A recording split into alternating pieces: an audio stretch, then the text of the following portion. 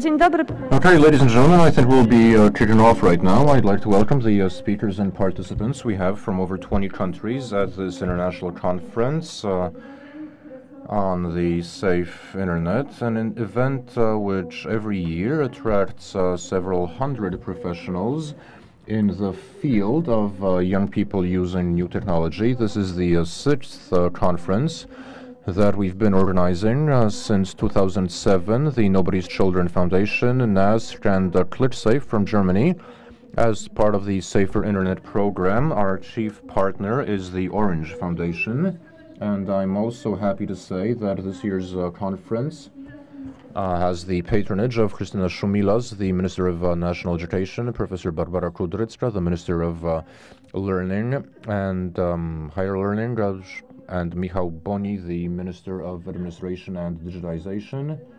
I'd like to thank all our patrons for their support, and we'd like to welcome their representatives present here today. I know that some of you are here for the fifth or maybe sixth time, and every year when we're signing up people for this meeting, we're always interested to see how many state institutions are being represented.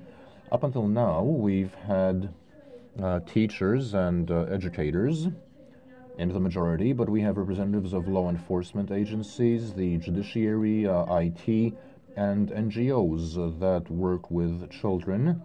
And I think that your presence here today shows that all of you see that you have a part in providing safer internet.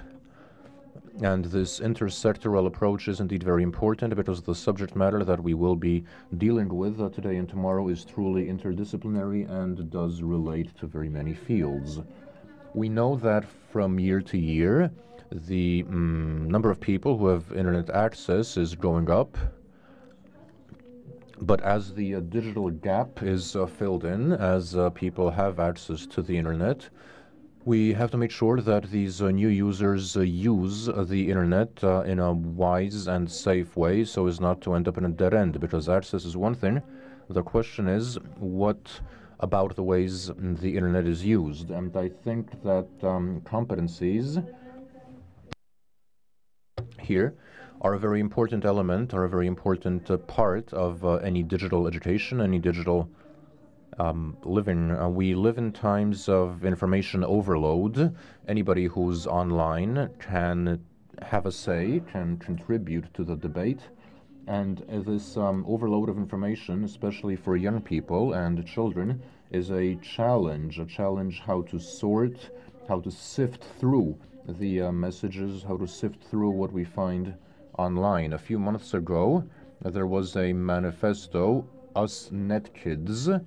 Piotr Czerski, speaking for the younger generation, said that we don't use the net, we live in the net, we live online, and to the effect that the internet is a platform where young people make friends, do their homework, where they come together for parties, where they date, where they quarrel, and where they make up.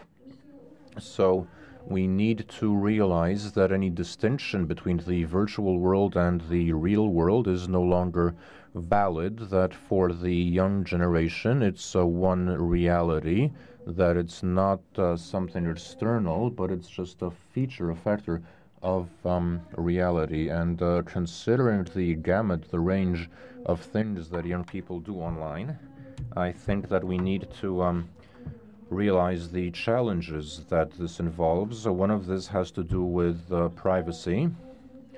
Young people provide a lot of personal data online, and the question is who gets this information. But then there's also the very technical aspect of privacy. Young people using various applications, often unaware of the consequences, will these applications collect data that's used by companies for commercial purposes. So, in the 7 years that we've been involved in Safe Internet, we know that there's no formula, that there's no single way of providing full safety for young internet users. And we can't treat children and young people as a uniform, homogeneous group. All solutions, all ideas must take into account the age of the child, their developmental level, their family situation, as well as a number of cultural factors. We are now dealing with a more personalized use of the internet, and therefore, now that various mobile devices have become commonplace, the ability for adults to control what their child is up to online is limited. And we also know that some of the hazards can be minimized if, as long as children have the skills, as long as children understand the applications they're using, as long as children understand their privacy settings in their social networking platforms.